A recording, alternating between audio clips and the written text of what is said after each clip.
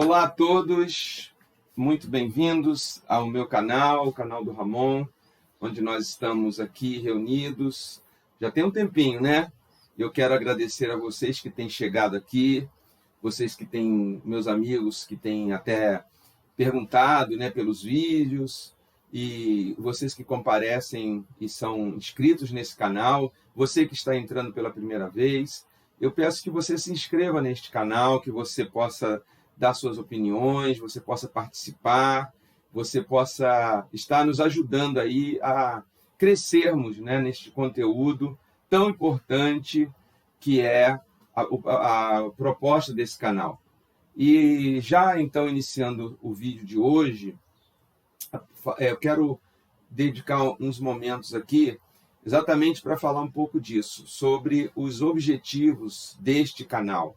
Desde que começamos nos vídeos anteriores, principalmente nos primeiros, nós colocamos a necessidade de se ter Jesus como referencial maior e único e maior para essa fé chamada cristã, ou seja, para aqueles que professam a Jesus como seu Salvador, como seu Senhor, e que se tornam assim cristãos, o seguem através dos ensinos das Escrituras, através da sua vivência, da sua caminhada, da sua fé. Então, nós partimos dessa problematização de que é necessário, no tempo em que nós vivemos, devido a várias circunstâncias, e nós pretendemos, nos próximos vídeos, né, na caminhada desses vídeos aqui neste canal, nós pretendemos também explorar isso, porque Jesus vem sendo tirado do centro da cristandade, numa flagrante contradição.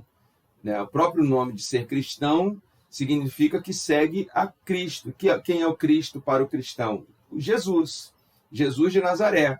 Ele é o Cristo, ele é o Messias, ele é ungido. Então, seus seguidores são os cristãos.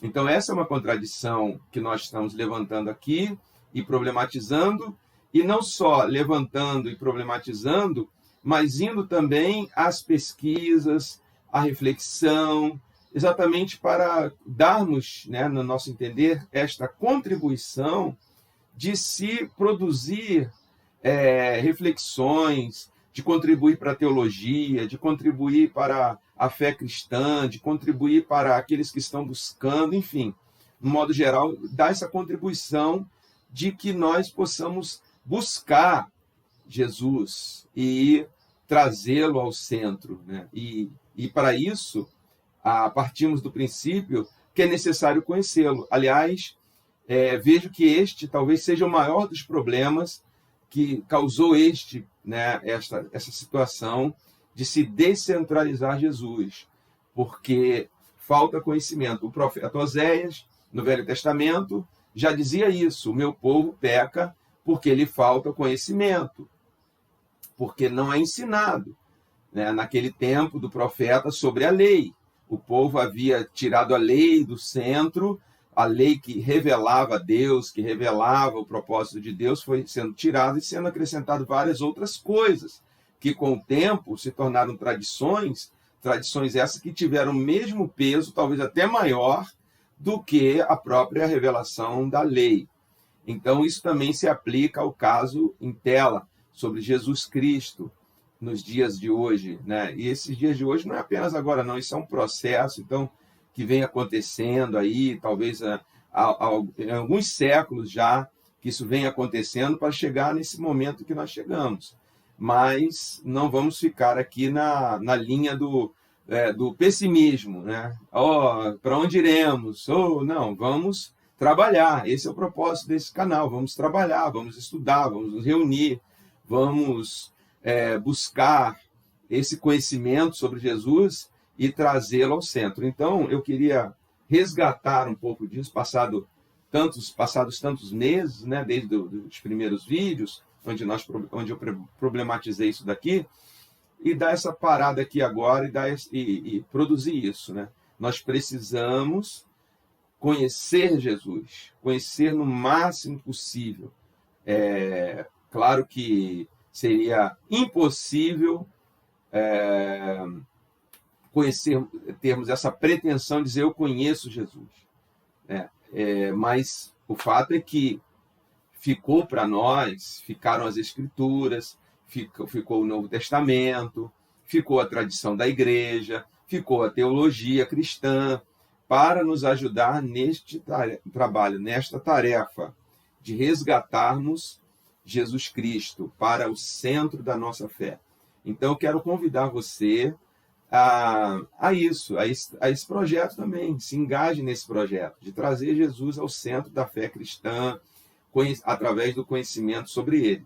E nós temos, então, também resgatando um pouco da nossa trajetória aqui no canal, temos seguido essa linha desde, o nascimento de Jesus, seus primeiros sinais, na sua vida, e seu batismo, a sua tentação, seu ministério, seus seguidores. Ou seja, eu tenho um blog, onde esse blog se chama Arqueologia, porque eu pensando na arqueologia como esta ciência que vai buscar a originalidade das coisas, seja de um território, seja de uma cultura, seja de um povo que não existe mais, seja de até de seres da natureza que já estão extintos, tudo isso serve à arqueologia, para que a arqueologia chegue ao original. Então, neste meu blog, eu também fiz essa proposta de que se busque, através dos estudos das Escrituras, como eu disse, até da tradição da igreja e da teologia, que se busque fazer esta arqueologia para resgatarmos assim.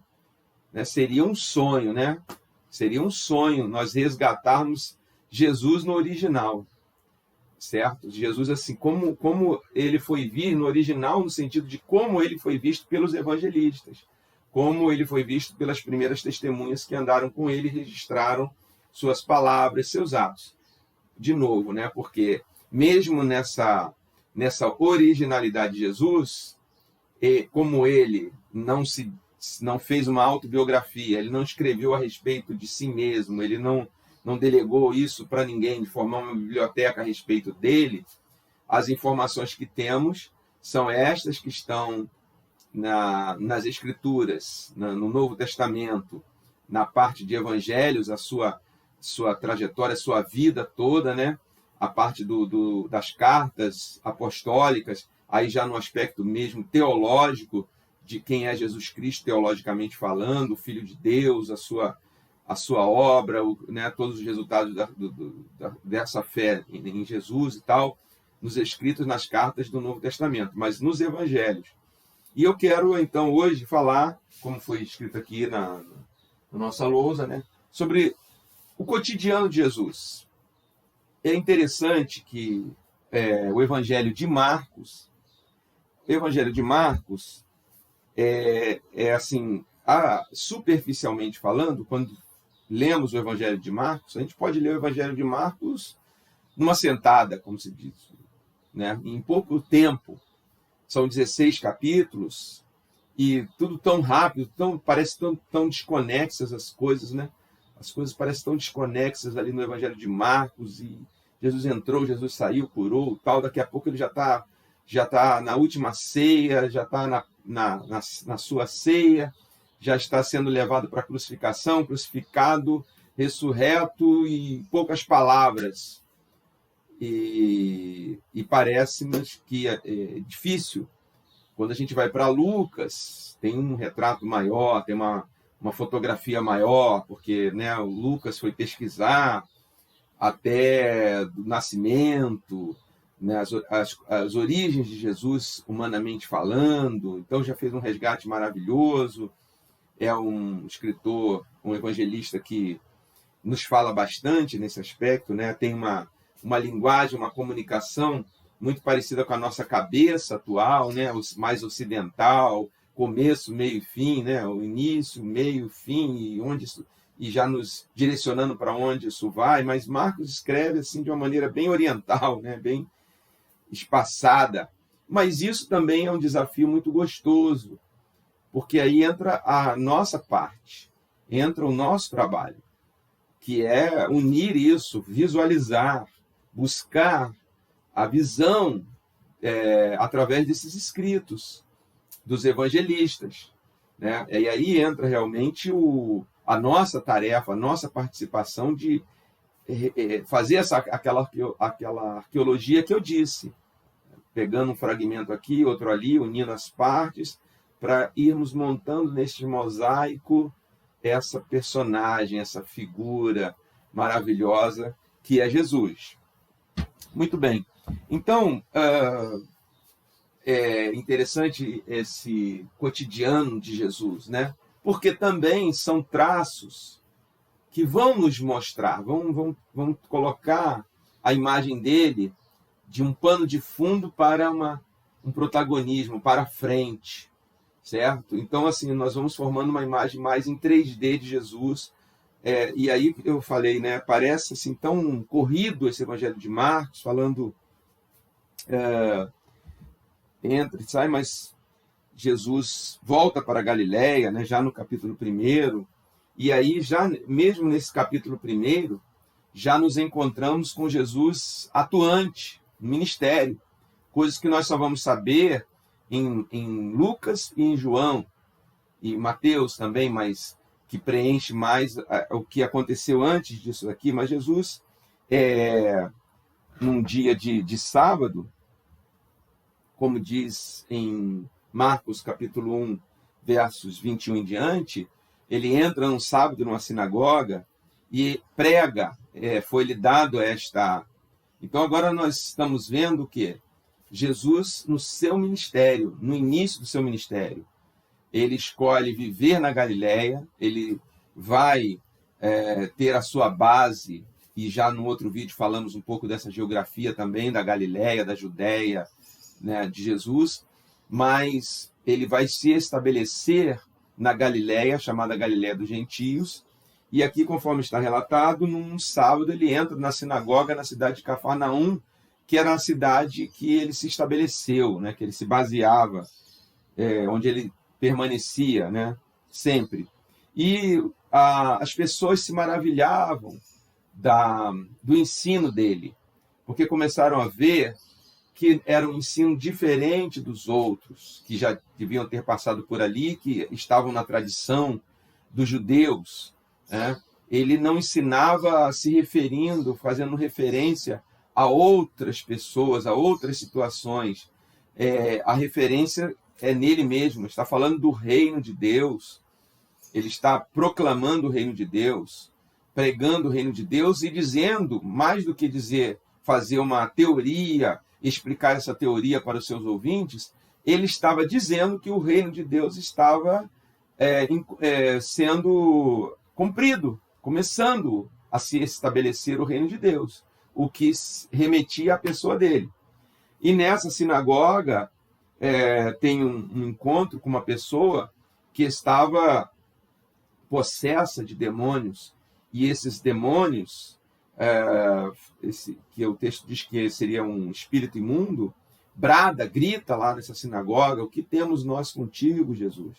Você veio aqui para nos perturbar, e Jesus expulsa este demônio desta pessoa, e o demônio deu um berro, um grito, alguma coisa assim, e sai do homem. E as pessoas ficaram maravilhadas, porque realmente o que ele estava falando sobre, que a gente não sabe exatamente que palavras eram, a gente sabe que era o reino de Deus, remetido a ele mesmo, mas ele demonstra com isso que ele tem poder, ele tem autoridade sobre forças espirituais, até então indomáveis pelas pessoas, né, que sofriam a ação disso, mas não tinham recursos e jamais tinham visto alguém com uma pessoa com autoridade sobre essas forças espirituais. Então Jesus, ali naquele momento, diz o texto no verso 28, que a fama dele correu célere em todas as direções, por toda a circunvizinhança da Galileia.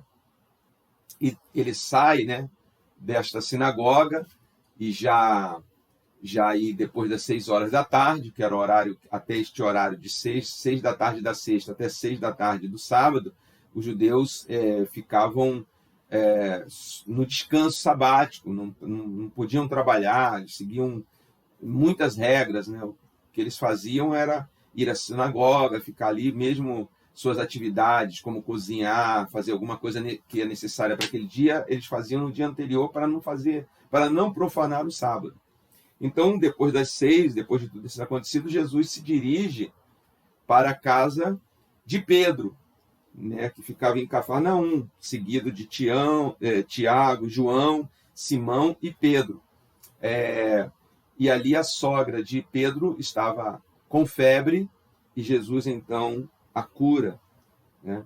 E nisso, verso 32, ao cair do sol, trouxeram a ele todos os enfermos, os endemoniados, ou seja, depois que passou o sabá, né, o sábado judaico, né, desse descanso, depois disso, depois das 6 horas, a fama de Jesus já tinha corrido tanto, depois daquela manhã, ou anterior a isso aqui, já tinha corrido que as pessoas trouxeram os enfermos e endemoniados.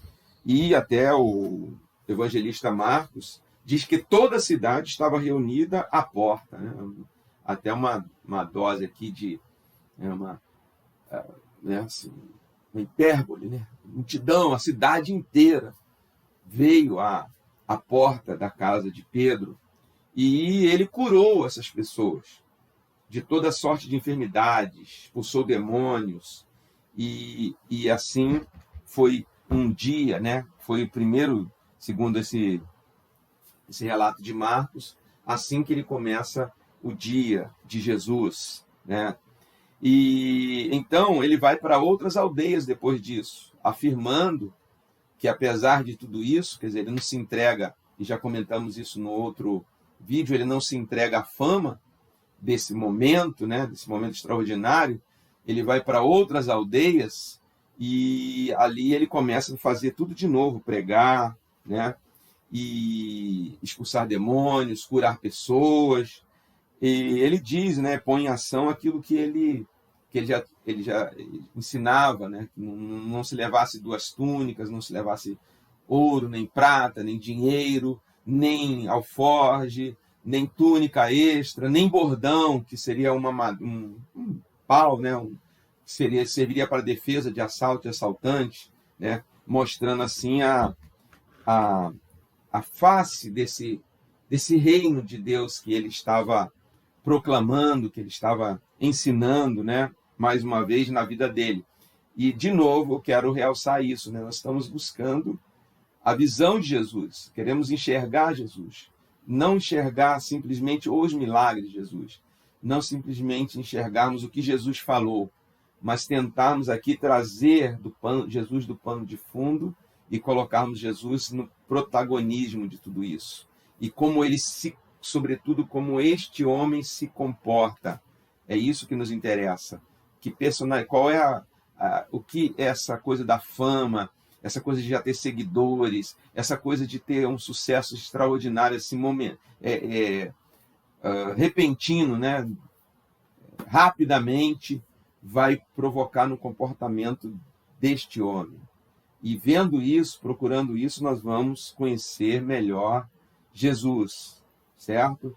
Então, as multidões passam a buscar Jesus com seus variados problemas, de tal maneira que ele precisava se isolar para orar, ele precisava, às vezes, deixar de dormir, ou dormir menos para ficar mais tempo em solidão com o Pai, em oração, né? E porque já o seu dia já era pouco para tantas atividades que Jesus tinha, né? E então ele e seus discípulos levavam essa vida assim simples, certo? Sem não vemos em momento algum, né? Isso é óbvio, mas acho que é necessário falar, Jesus recebendo nada por essas curas, nem um presente, nem uma roupa a mais, nem nada. E ele está ensinando isso aos seus discípulos, a viver dessa maneira simples, né? A ter o suficiente, sim, para comer, para beber, para para pagar suas contas, mas não extrapolar, né? Não fazer disso uma questão de riqueza, né?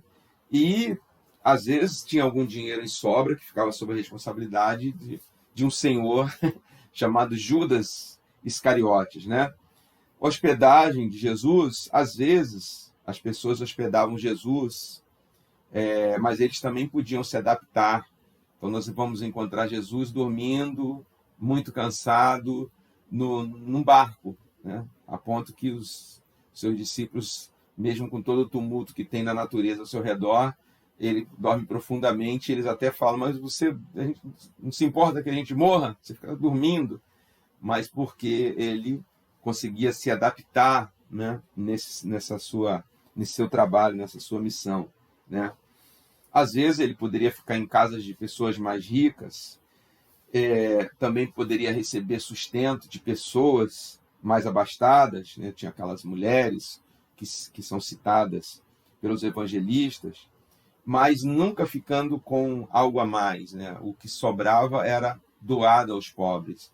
Os seus discípulos estão aprendendo isso, né? Estão aprendendo essa generosidade do reino de Deus, né? Que o reino de Deus deve ser assim, né? Então ele desenvolvia essa atividade de pregador, de uma pessoa que fazia milagres, junto com próximo, indo ao encontro das pessoas mais simples e humildes e as pessoas mais desamparadas da população. Então, se fosse aqui no Brasil nos dias atuais, eu creio que levariam Jesus em algum hospital público, um grande hospital. Eu me lembro de ter ido algumas vezes, bem cedo, levar alguém a um hospital público aqui na minha região, um grande hospital, um hospital universitário, e ver, né, aquelas pessoas humildes, um dia muito frio, antes mesmo das 6 horas da manhã, com aquela garoa assim, de sandálias, né? Eu olhava os pés daquelas pessoas, eu me lembro de uma senhora que ela devia ter problemas ósseos, né? Os dedos assim meio deformados, mas naquela friagem ali, para serem atendidas. E eu fiquei pensando, este seria um ambiente onde Jesus viria para falar com as pessoas, para atender as pessoas nas suas necessidades, né? E então era exatamente isso que Jesus fazia no seu tempo. Ele ia a esses lugares, ele ia atender essas pessoas desamparadas, esquecidas. Isso é mostrado pelo deslocamento que ele faz. Jesus não vai às grandes cidades, como Tiberíades, Séforis e outras cidades daquela região que eram assim polos, né? Polos até turísticos, polos de muito luxo para a época, né? De prazeres, lugares onde as pessoas iam curtir, onde as pessoas iam passar férias de veraneio, essas coisas. Mas Jesus ia onde aquelas pessoas estavam com fome, com sede, onde elas não tinham acesso nem à medicina da época, que era só coisas para os ricos. Jesus estava junto a essas pessoas, né?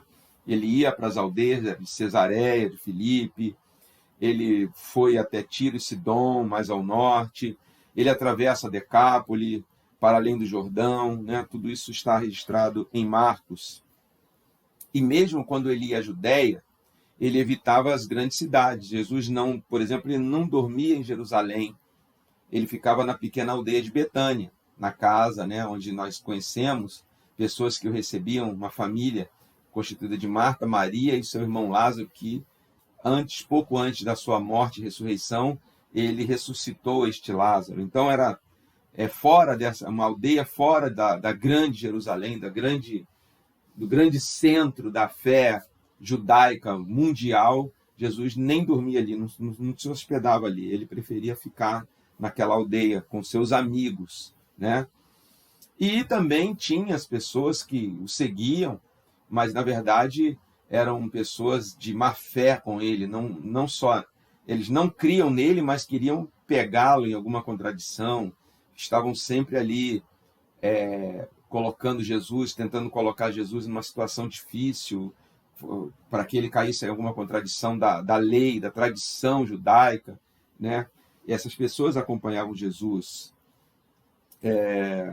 para vários lugares assim, né? Mas Jesus não entrava em atrito com essas pessoas. Ele respondia, fazia o seu trabalho, cumpria o seu ministério, ensinava as pessoas, foco estava no ministério e ainda aproveitava para ensinar retroativamente com as perguntas dessas pessoas de má fé. Ele aproveitava para ensinar, né? E acolhia todas as pessoas. Essa é a verdade. Jesus acolhia os ricos, os pobres, os sãos, os doentes, os justos, os santos, os pecadores, os samaritanos, os marginais, os céticos, os crentes, os amigos e até os inimigos, né? Como ele tinha dentro do seu próprio grupo um inimigo, que aí ele sabia muito bem, que era o Judas Iscariotes, e mesmo assim ele o chamava de amigo, e não era de ironia, não era de falsidade, mas era porque Jesus tratava assim as pessoas. E ele tinha até amigos simpatizantes entre os fariseus e alguns notáveis de Jerusalém. Nós sabemos de José de Arimateia, que cedeu o túmulo para Jesus. Nós sabemos de Nicodemos, que fazia parte do Sinédrio, portanto, um homem importante no meio judaico, também eram simpatizantes de Jesus, né? E as pessoas com as quais conviviam mais próximas a Jesus eram seus discípulos. Os 12, aqueles 12 lá, eles estavam sempre juntos, né, nas suas viagens, em momentos solitários, onde ele ensinava, né, particularmente a eles. Ele começou a falar para eles, foram esses os primeiros que ouviram falar da sua missão específica, que ele não tinha vindo só para ficar pregando, ou ficar curando, ou ficar revelando algo de Deus, mas que ele tinha vindo com uma missão que era ainda maior do que esta, né? E que era dar a sua vida em resgate de muitos, né? E nesses momentos particulares que Jesus, então,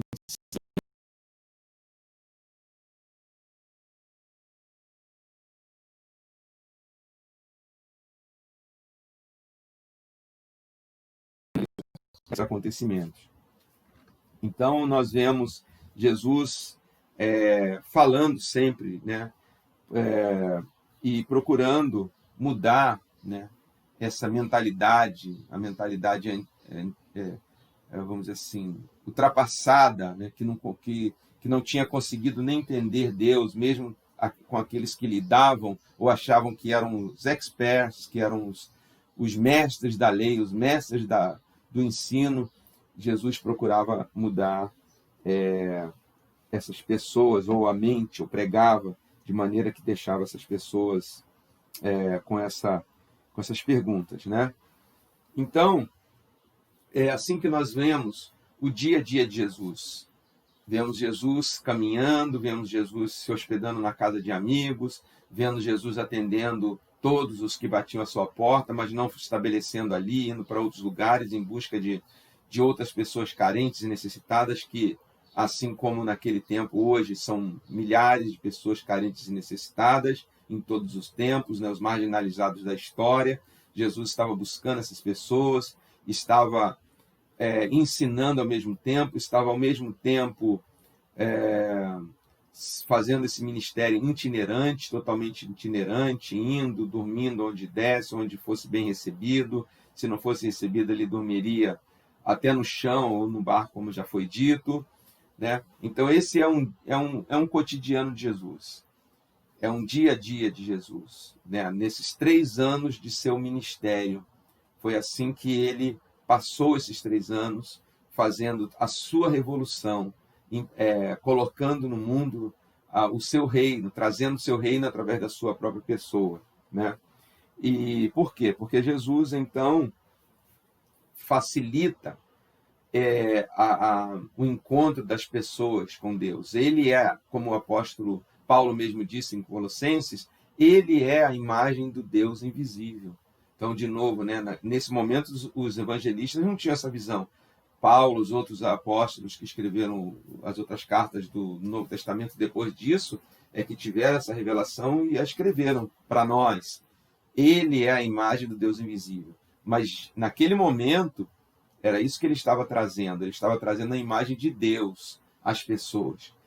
É como se, naquela visão que eu tive, né, da senhora lá, das pessoas naquele dia frio, sem agasalho, esperando uma consulta médica, esperando só serem atendidos horas depois, Deus se manifestasse a elas, mas na pessoa de Jesus, um ser, um homem, um ser humano, chegasse ali e trouxesse Deus, né? Trouxesse Deus para elas, e nele mesmo, no seu próprio reino. Por isso que eu falei no início que o reino que ele pregava não era um reino místico, um reino mítico, né, que haveria de transformar o mundo, essas coisas, mas ele está estabelecendo esse reino através da sua pessoa. Por isso que é o reino de Deus, mas é o Jesus humano quem está proporcionando isso. Então, esse é o vídeo de hoje, esse é o conteúdo de hoje, e eu agradeço a sua participação mais uma vez, seus comentários. Se você tem outras informações, né, e queira acrescentar nos comentários, será muito bem-vindo também. Se você tem sugestões de coisas que possamos estudar para trazermos neste canal, você fique à vontade também, será muito bem-vinda a sua sugestão, né?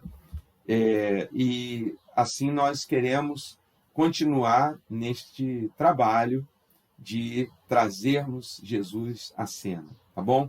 Então, um grande abraço e o meu muito obrigado a todos e até o próximo vídeo.